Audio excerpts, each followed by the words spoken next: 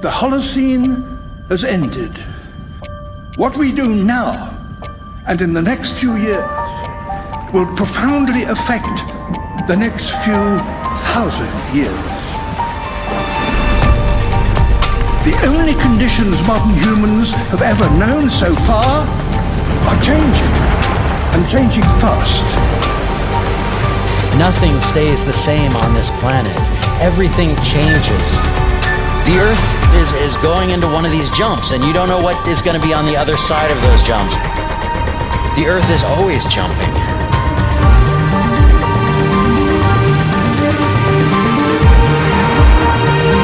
Things move on this planet. Things are not still. Everything is turning.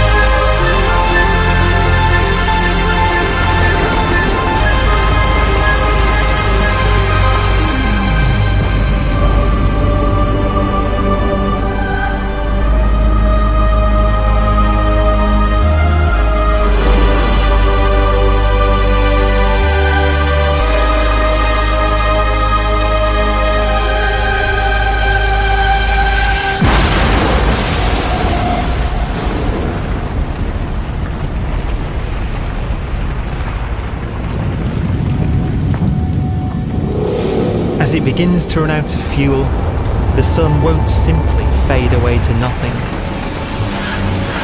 Its core will collapse, and the extra heat this generates will cause its outer layers to expand.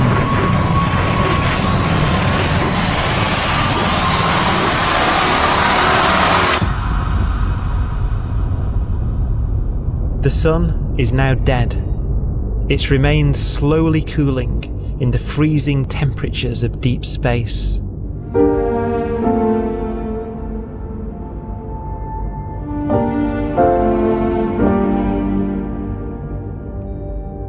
The fate of the sun is the same as for all stars.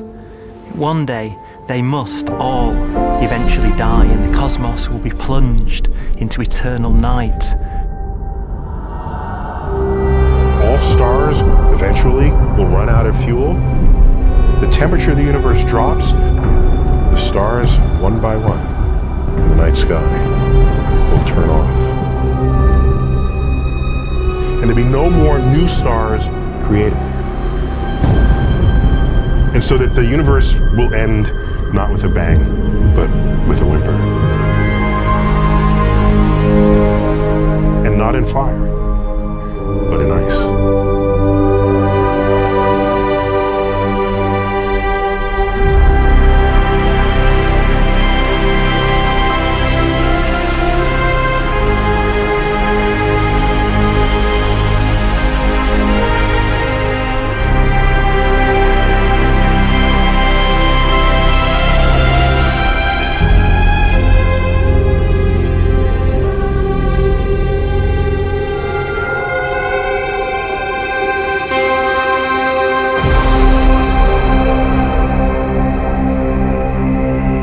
With no fuel left to burn, a white dwarf's faint glow comes from the last residual heat from its extinguished furnace.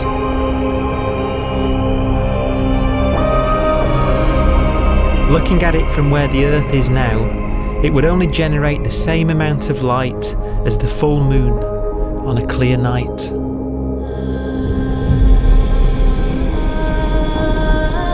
The faint glow of white dwarfs will provide the only illumination in a dark and empty void littered with dead stars and black holes.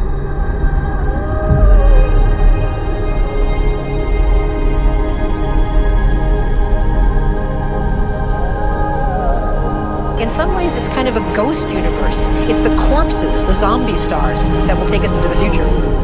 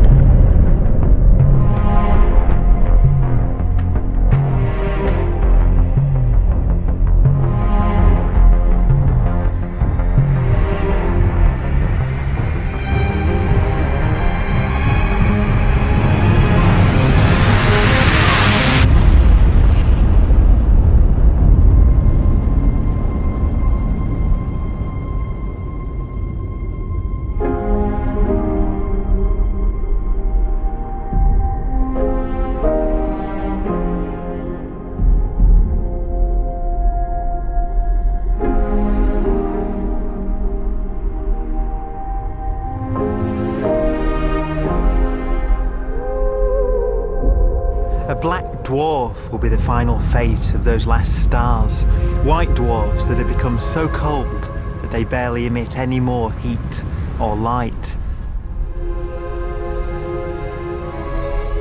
Black dwarfs are dark, dense, decaying balls of degenerate matter, little more than the ashes of stars. Their constituent atoms are so severely crushed that black dwarfs are 1,000,000 times denser than our sun.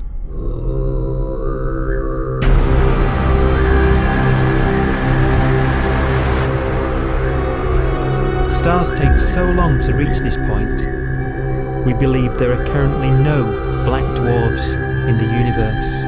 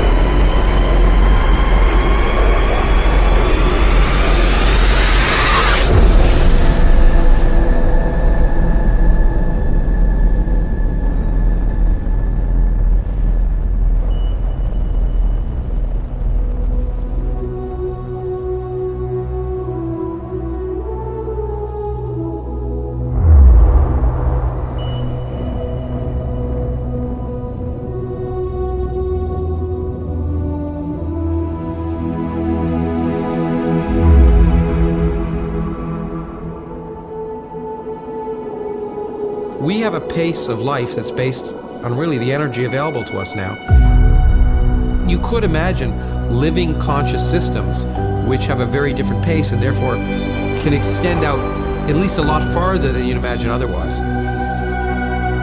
You could have a living system where if it had a thought every 10 trillion years, that would seem normal. Even if our life dies out, one could imagine at some time arbitrarily far in the future, a fluctuation occurs which allows intelligent life to exist again for a little while. So you might have islands in time of intelligence.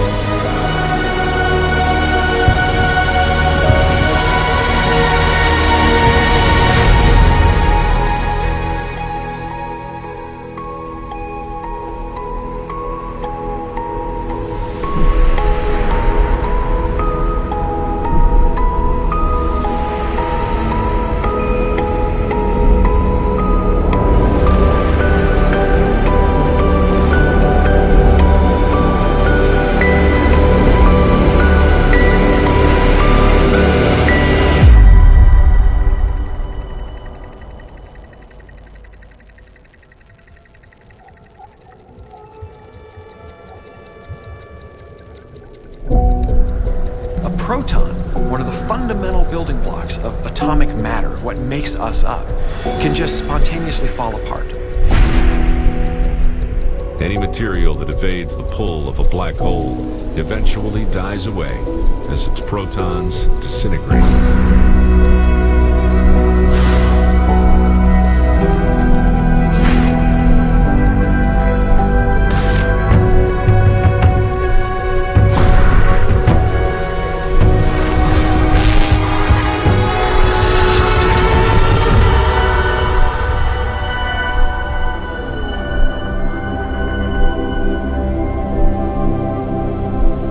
The matter inside black dwarfs, the last matter in the universe, will eventually evaporate away and be carried off into the void as radiation, leaving absolutely nothing behind.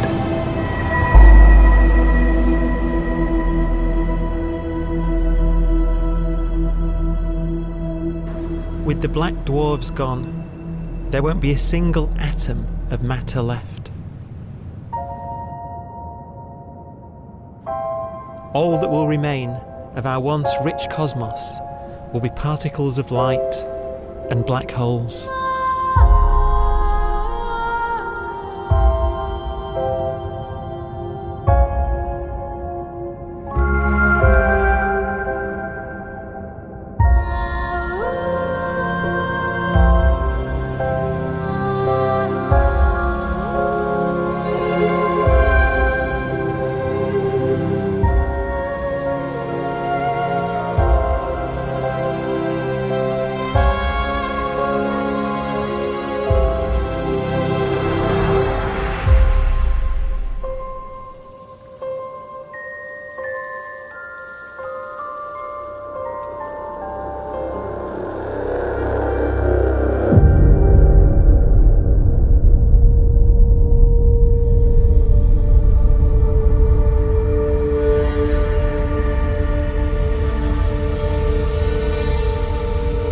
The arrow of time creates a bright window in the universe's adolescence, during which life is possible.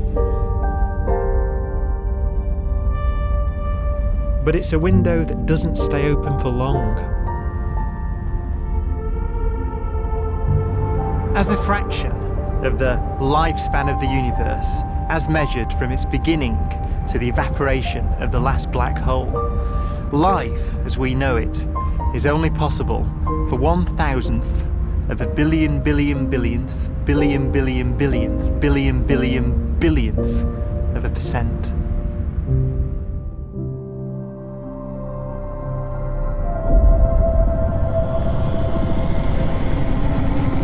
Black holes become the fundamental building block of the universe. A galaxy will basically be a supermassive black hole in a center with smaller black holes orbiting it. Zombie galaxies filled with black holes continue to evolve. They'll eat each other and they'll get bigger, and maybe they'll fall into the supermassive black hole and it'll get bigger. The universe will still be an exciting, dynamic place. It's just that the timescales you're talking about are now trillions of years instead of thousands or millions of years.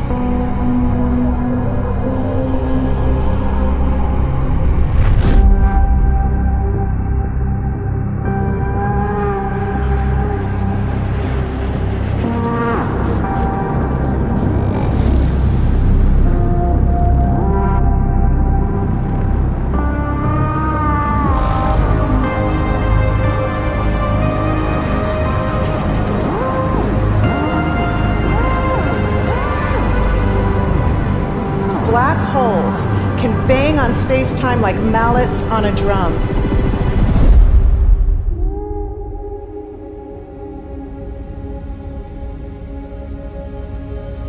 And they have a very characteristic song.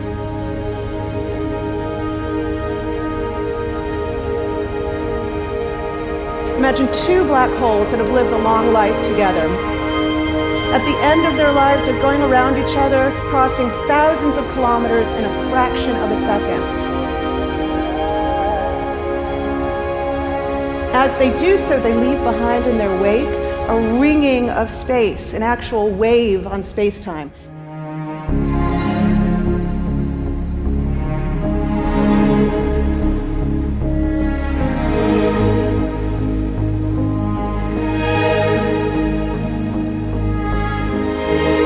space squeezes and stretches as it emanates out from these black holes banging on the universe. Those are the gravitational waves. They are literally the sounds of space ringing. And they will travel out from these black holes at the speed of light as they ring down and coalesce to one spinning, quiet black hole.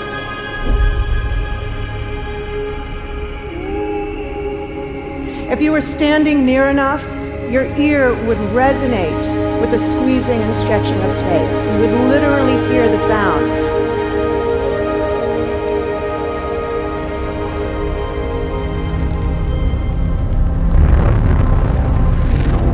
Imagine a lighter black hole falling into a very heavy black hole. The sound you're hearing is a light black hole banging on space each time it gets close.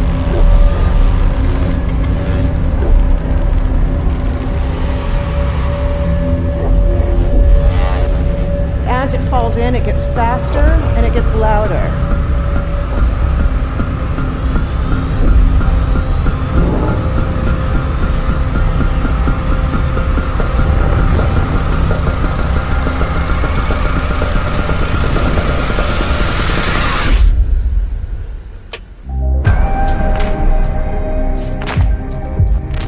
Scientists used to think black holes were immortal, but even these will one day die. Now we're talking about timescales of unimaginable length, quadrillions of years into the future. On that timescale, even the black holes begin to evaporate.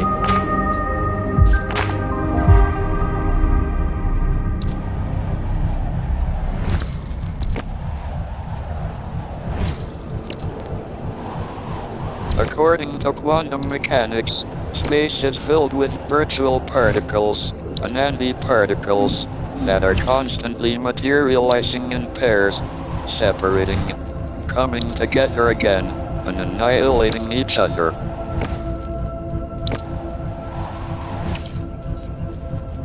In the presence of a black hole, one member of a pair of virtual particles may fall into the hole, leaving the other member without a partner with which to annihilate.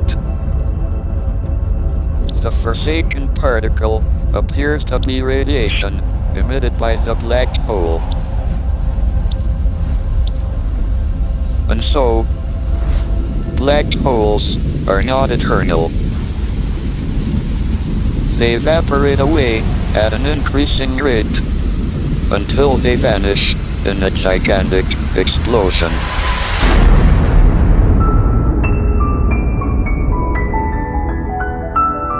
Quantum mechanics has allowed particles and radiation to escape from the ultimate prison, a black hole.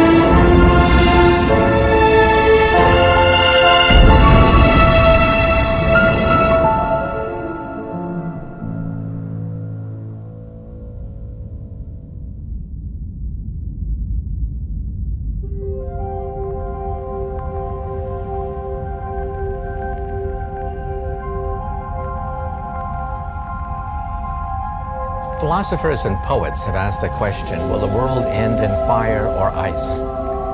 We can now give an answer. The latest evidence shows that the universe is not slowing down, but it's speeding up out of control. And the universe, we think, will die in ice. Trillions upon trillions of years from now. Empty space itself has energy. In every little cubic centimeter of space, whether or not there's stuff whether or not there's particles, matter, radiation, or whatever, there is still energy even in the space itself. And this energy, according to Einstein, exerts a push on the universe. What is the weird stuff that's accelerating the universe? We call it dark energy. And this stuff is the dominant stuff of the universe. Almost 3/4 of the matter-energy content of the universe is this dark energy. And we don't know what it is.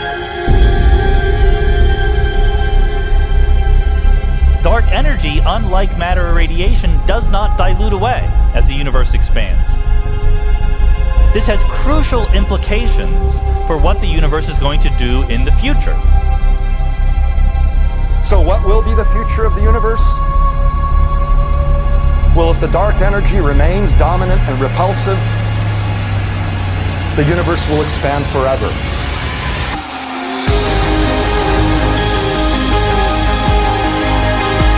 Faster and faster and faster with time. A runaway universe. 70% of the energy of the universe resides in empty space, and we don't understand why. But we do know what will happen. If that energy continues to be there, the universe will become cold and dark and empty. That's the future as it might be. We don't know because we don't yet understand the nature of dark energy. Until we do, we won't know the future. We won't even understand our own origins. And that's why we want to know and study this subject.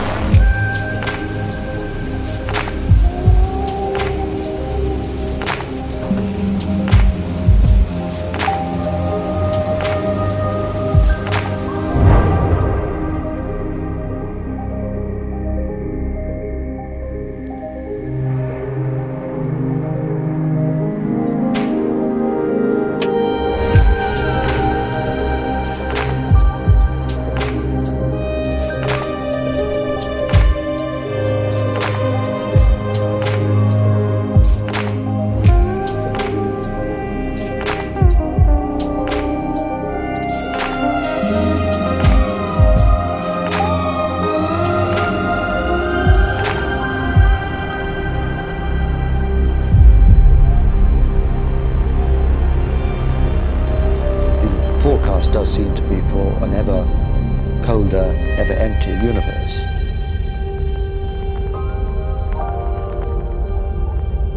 But then, of course, we have to ask, could that end lead to a new beginning?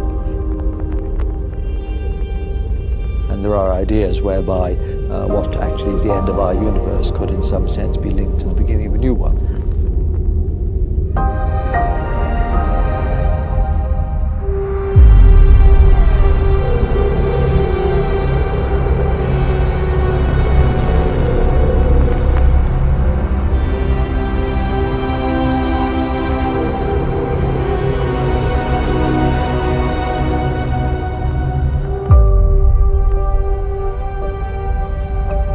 We've worked out the mathematics, the equations. They seem to say that if you have an atom smasher that can concentrate tremendous amounts of energy at a single point, you can perhaps open up a gateway, a baby universe.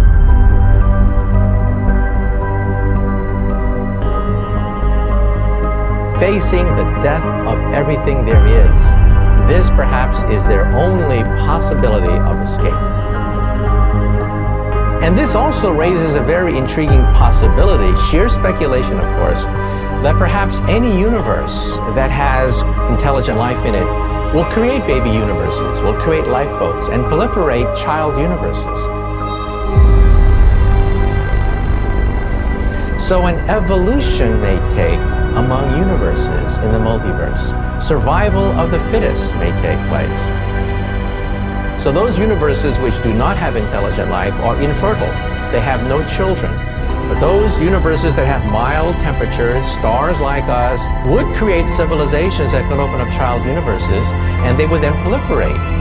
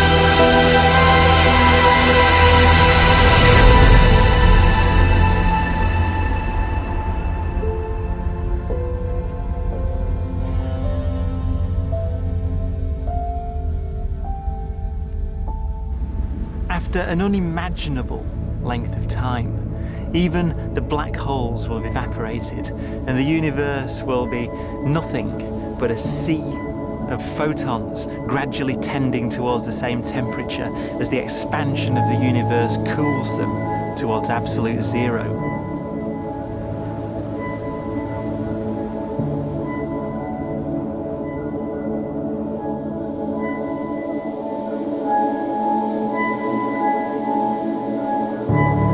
Once the very last remnants of the very last stars have finally decayed away to nothing, and everything reaches the same temperature, the story of the universe finally comes to an end. For the first time in its life, the universe will be permanent and unchanging. Entropy finally stops increasing because the cosmos cannot get any more disordered. Nothing happens, and it keeps not happening.